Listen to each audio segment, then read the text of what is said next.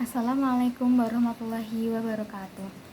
Perkenalkan, nama saya Bistiana Ayu Megazen, NIM 02161456, Prodi Ilmu Administrasi Negara.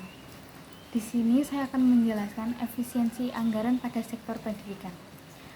Efisiensi anggaran pada sektor pendidikan dapat memiliki dampak yang signifikan, baik positif maupun negatif, tergantung pada bagaimana efisiensi tersebut diimplementasikan.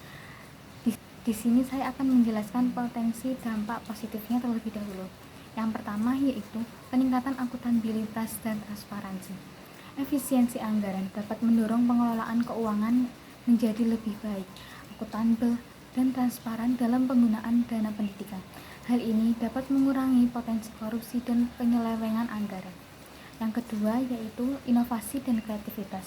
Keterbatasan anggaran dapat memicu inovasi dan kreativitas dalam mencari solusi alternatif untuk meningkatkan kualitas pendidikan dengan biaya yang lebih rendah, serta pemanfaatan teknologi dan metode pembelajaran dapat menjadi lebih efisien.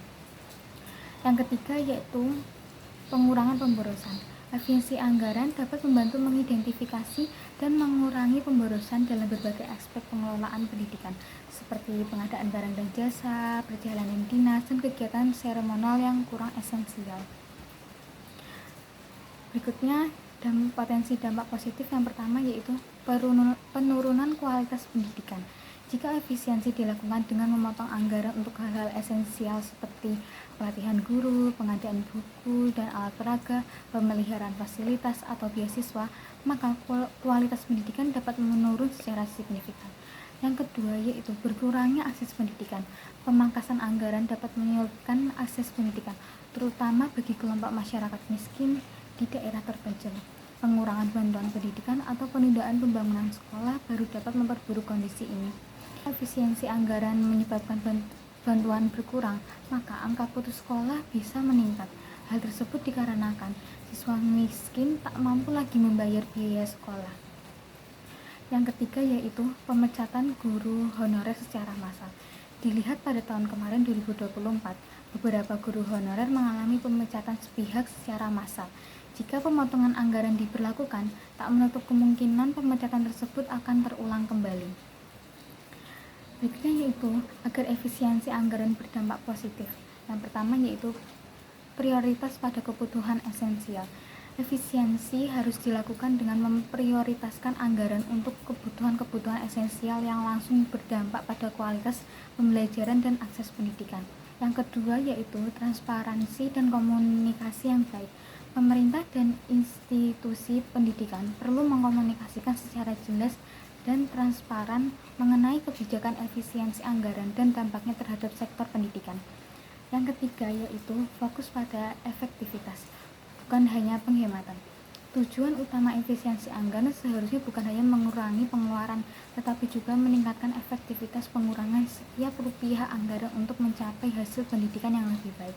Yang keempat yaitu evaluasi dan audit yang menyeluruh. Penghematan anggaran harus didasarkan pada data dan audit yang komprehensif untuk mengidentifikasi area-area yang benar-benar tidak efisien.